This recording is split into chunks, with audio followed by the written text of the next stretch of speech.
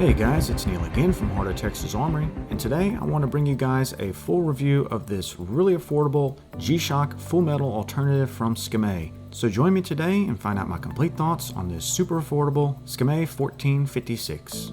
So taking a look at the specs here of the SKMEI 1546, you'll see that the dimensions are overall very similar to the G-Shock 5600 series.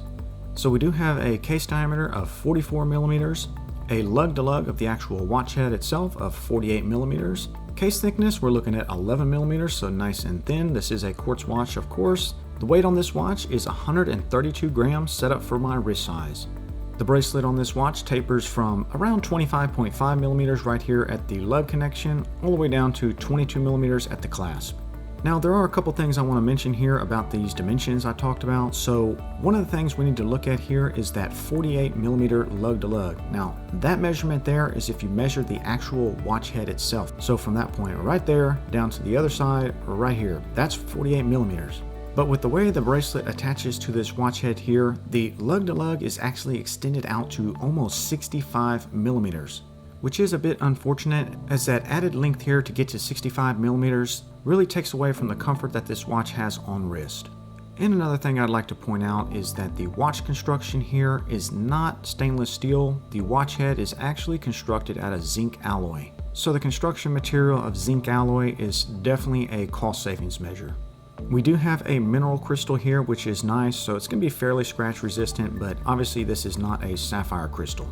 The water resistance on this watch is pretty pathetic. You're looking at only 3 ATM, which is rated at 30 meters. So you're gonna have to be very careful with this watch. Obviously, do not wear this in the water and operate any of the buttons, and be careful even if you take this swimming. There's a chance that you could get a leak on the case back here because it is not a screw down case back. It just pops onto the back of the case here. The Quartz Movement inside this watch is a generic clone of a Casio module. So this one here uses a CR2025 battery when you need to replace the battery.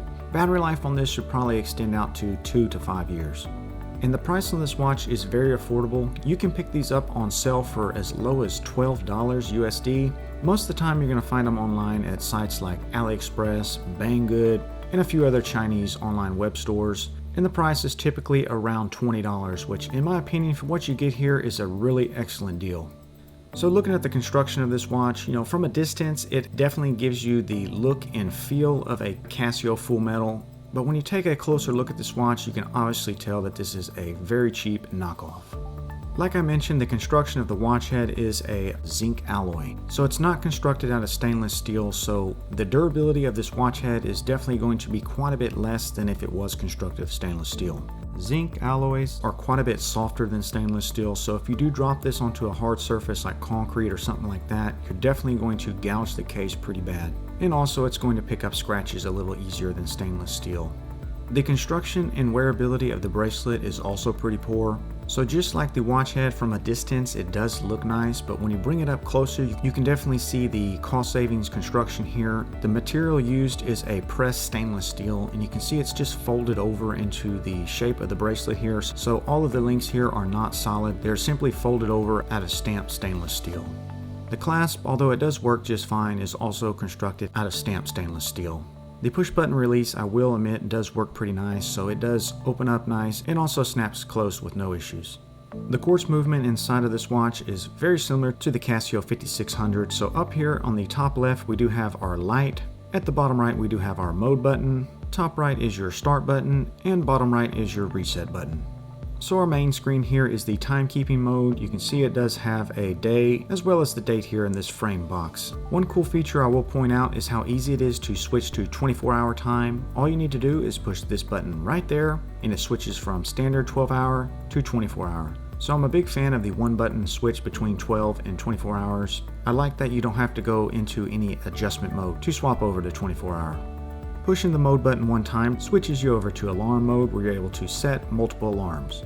Another press of the mode button will bring you into the stopwatch mode. Another press will bring you into the dual time mode, which is nice, so you can track multiple time zones here. One more press of the mode button brings you to your countdown timer. And then finally, one more press brings you back to the main timekeeping mode. So overall, the functions of this module are very similar to the Casio, with a few differences. So wrapping up this review, we'll quickly talk about some of the positives and negatives with this watch. Starting off with the positives, the most obvious thing to mention is the cost here. So for $20 or under, the SKMEI 1546 is definitely an amazing value. You get a watch that's very similar in function to the Casio alternative, but for a fraction of the cost. The overall aesthetics of this watch are also a positive. You can see it looks very similar to the G-Shock Full Metal, particularly from a distance. We do have a variety of finishes here, so you can see there are some polished sections as well as some brush finishes here on this watch. So overall, the aesthetics are pretty solid. Moving over to the negatives, unfortunately there's going to be quite a few things that I don't like about this watch, and in particular there's really an Achilles heel with this watch that to me really holds back this overall watch design.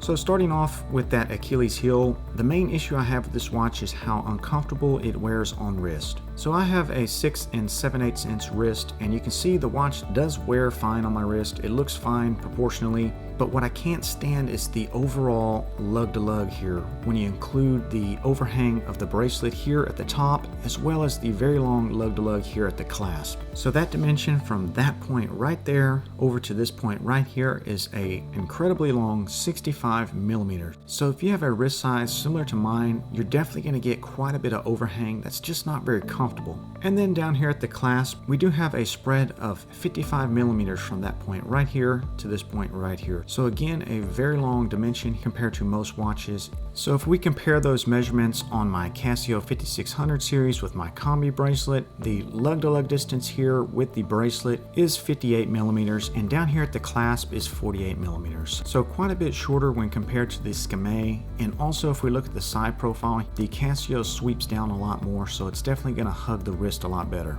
So that definitely is my biggest problem I have with this SKMEI. So the comfort on wrist and how it wears with those long lug to lug distances is what I consider the biggest negative to this watch. It's just not very comfortable to wear unless you have a significantly larger wrist size than me.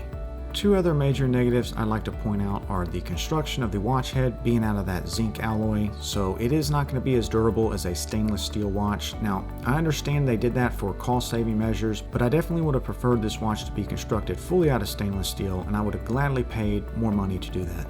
The bracelet construction is also a negative, so folded stamped steel is never a good thing. It doesn't articulate very well, it's not very comfortable, and just has an overall cheap feeling. From a distance it does look nice, but when you bring it up close or when you actually wear the watch, it's definitely a huge negative.